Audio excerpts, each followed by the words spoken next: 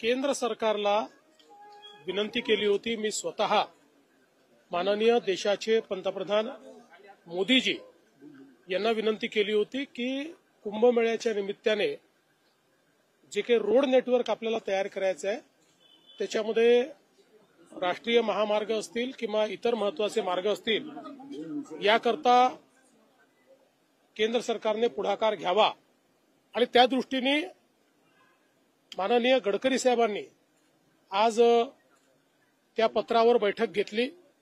जवळपास 8 प्रमुख रस्ते जे म्हणजे संभाजीनगरकडनं नाशिकला येणारे रस्ते असतील, नागपूरकडनं येणारे रस्ते असतील, धुळ्याकडनं येणारे रस्ते असतील, इकडे गुजरातकडनं येणारे रस्ते असतील, मुंबईकडनं येणारे रस्ते असतील, पारघरकडनं येणारे रस्ते असतील, असे सगळे जे रस्ते आहेत की ज्याचा जास्तीत जास्त उपयोग हा कुंभच्या काळामध्ये होणार आहे आणि प्लस काही अंतर्गत रस्ते देखील राष्ट्रीय महामार्गाकडे आहेत, अशा सगळ्या रस्त्यांच्या विकासाच्या संदर्भात आज ही बैठक झालेली आहे आणि माननीय गडकरी साहेबांनी जवळपास या सगळ्या रस्त्यांना तत्वतः आज मान्यता दिलेली आहे। लवकरच त्याचा डीपीआर करून त्याला निधी उपलब्ध करून देण्यात येईल आणि ते काम देखील पूर्ण करण्यात येईल। यामुळे कुंभच्या काळामध्ये जो काही प्रचंड मोठा ट्रॅफिक अपेक्षित आहे त्या ट्रॅफिक करता विस्तारित रोड नेटवर्क हे आपल्याला उपलब्ध होणार आहे। द्वारका सर्कलचा एक मोठा विषय आहे जो कुंभमेळ्यासाठी द्वारका सर्कलचा जो काही विषय आहे त्याच्यामध्ये 2 फेज करायचे ठरले आहेत।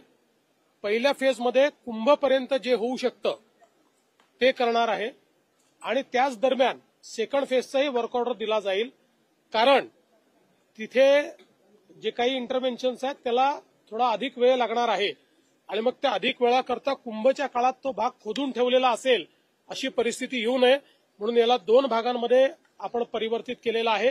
एक भाग हा कुंभपर्यंत करण्यात येईल आणि दुसऱ्या भागाचं काम कुंभनंतर सुरू करण्यात येईल। यासोबत नाशिक रिंग रोडचा देखील विषय आज मंजूर झालेला आहे। हो, कुंभ म्हणजे नाशिक आणि त्र्यंबक या 2 ठिकाणी तिथे भाविक जातात, त्यामुळे त्या दरम्यानचा रोडचा एक विषय आहे। नाशिक आणि त्र्यंबक हा जो रस्ता आहे याचंही काम जे आहे ते आम्ही पूर्ण करतो आहोत।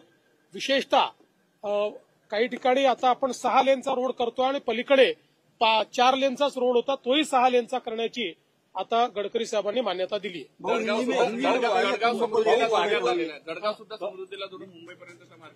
नाही, आता त्या संदर्भातही काही निर्णय झालेले आहेत।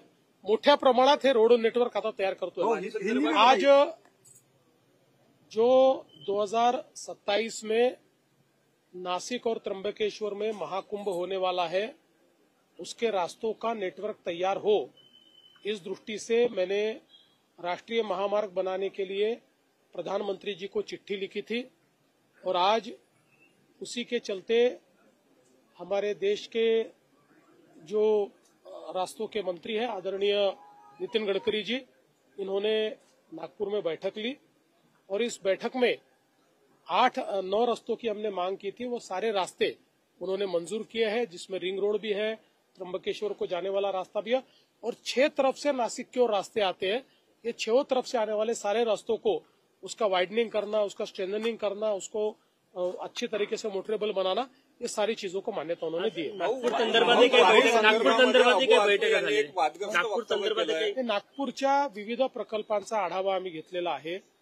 विशेषतः जो जायका फंडेड नाग नदीचा प्रोजेक्ट आहे ज्याच्यातनं एसटीपी आपल्याला तयार करायचे आहेत, त्याच्या जागांचा विषय असेल, इथल्या अंडरग्राऊंड ज्या 20 वाहिन्या करायच्या आहेत त्याचा विषय असेल, इथे आपल्याला जे खासगी बसेस आहेत त्यांच्याकरता बाहेर जी वाहनतळं करायची आहेत ते विषय असतील, अशा अनेक विषयांच्या संदर्भात बैठक घेऊन निर्णय केले। वारी संदर्भामध्ये अबू आझमी यांनी एक वादग्रस्त वक्तव्य केलं की हिंदूंचे सण असतात तेव्हा रस्त्यावर गर्दी झाली, त्याला मुसलमान विरोध करत नाही पण मुसलमानांच्या नमाजला मात्र विरोध केला जातो, तक्रारी दिल्या। मला असं वाटतं की अबू आझमी यांना वादग्रस्त विधानं करण्याचा शौक आहे, कारण त्यांना असं वाटतं की वादग्रस्त विधानं केलं की प्रसिद्धी जास्त मिळते, त्यामुळे मी त्यांना प्रसिद्धीच्या लायक समजत नाही, म्हणून असल्या फालतू गोष्टीला मी उत्तर देणार नाही। राहुल गांधी ने मेक इन इंडिया पे सवाल उठाया है कि हम सिर्फ असेंबल करते और चीन कमाता है। राहुल गांधी जी को न मेक इन इंडिया मालूम है, न हमारे देश में क्या बनता है ये मालूम है। शायद राहुल गांधी जी को ये भी मालूम नहीं होगा कि जब तक उनकी सरकार थी तो भारत की अर्थव्यवस्था दुनिया की 11वीं अर्थव्यवस्था थी और मोदी जी ने 10 साल में भारत को दुनिया की 4थी सबसे बड़ी अर्थव्यवस्था बनाया है और आने वाले 2 सालों में दुनिया की 3री सबसे बड़ी अर्थव्यवस्था हम बनने जा रहे हैं। राहुल गांधी जी होमवर्क करें।